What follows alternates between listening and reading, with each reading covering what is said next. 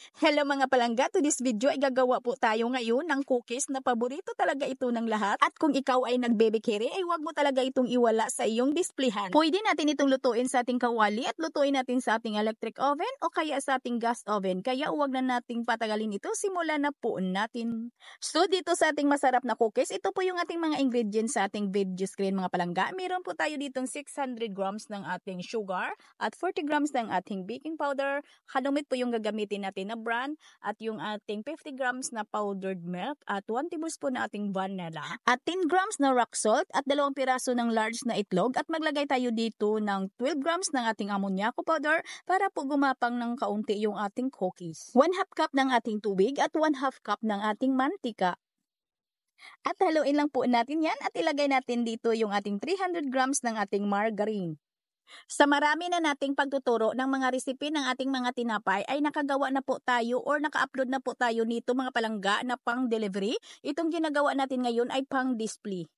Ayan ang mga palangga at nang halos natunaw na po natin yung ating asukal ay ilagay na po natin dito yung 500 grams ng third class flour at 600 grams na cake flour. Bali yung dalawang klase ng harina ay hinati lang po natin. At imasa lang po natin ito ng bahagya hanggang sa mag-will combine po yung ating mga ingredients sa ating harina hanggang sa mag-firm po yung ating mixture. Sorry po mga palangga ha, tatanggalin ko po itong aking gloves kasi po ang lagkit-lagkit po talaga.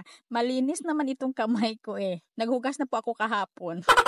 At kailangan talaga yung ating mixture na ito ay maging siksik po. Kaya i-transfer po natin dito sa ating table. Magdas lang po tayo dito ng harina at dito po natin ipadiin-diin para maging siksik talaga yung ating mixture. Kung paano ba natin ito idiin-diin mga palangga, itingnan nyo lang pong ginagawa ko, okay?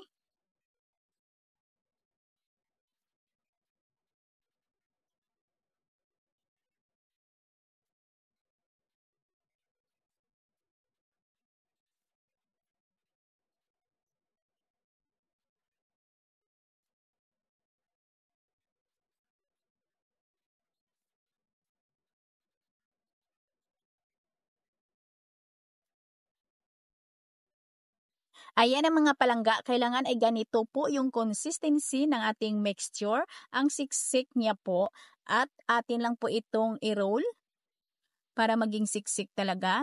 Idiin lang po natin, i-roll lang po natin ng pahaba at cut ko lang po ito sa 36 grams. Kayo mga palangga ay depende na sa inyo kung ilang gramo yung gusto ninyo na putol dito at kung magkano ang inyong bintahan.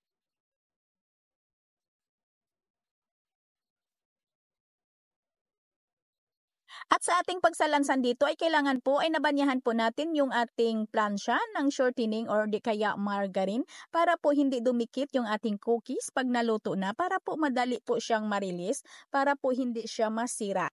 At konting lapad lang kasi may nilagay po tayo na ammoniaco powder, lalapad lang po ito. At banyahan lang po natin ito ng itlog at pwede ding maglagay po tayo dito or hindi na ng sesame seeds.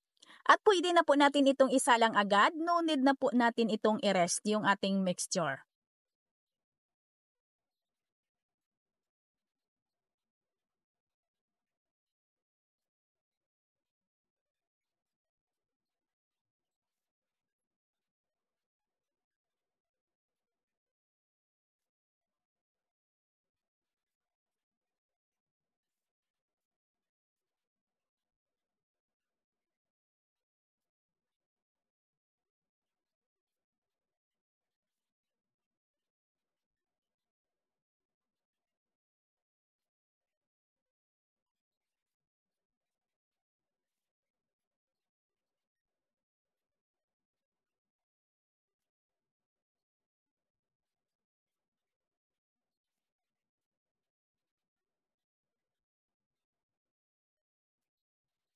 At nagtira po talaga tayo ng 12 pieces para po lulutuin po natin ito sa ating kawali.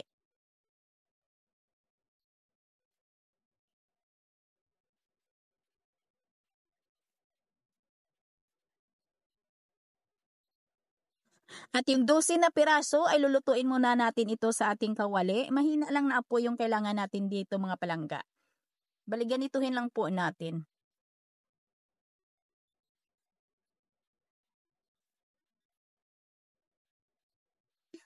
Ayan, nasunog na po yung iba.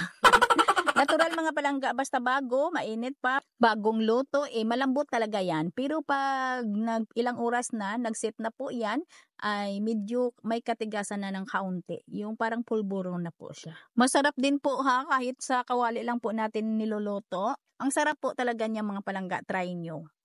At dito yung isang tray natin ay lutuin natin sa ating electric oven na may preheated 180 degrees Celsius for 15 to 17 minutes. At dito naman sa ating gas oven, 180 degrees Celsius din for 15 minutes.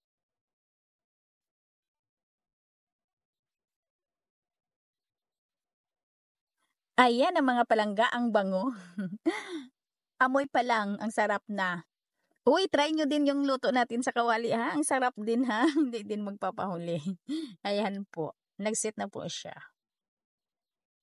Sana may natutunan at sana nadagdagan po natin yung inyong mga recipe. Lalo na po yung pang-display po natin sa ating stante. Magkita-kita po tayong muli. Ito pong inyong Kainday Tinapay. Maraming salamat at bye-bye. Mwah.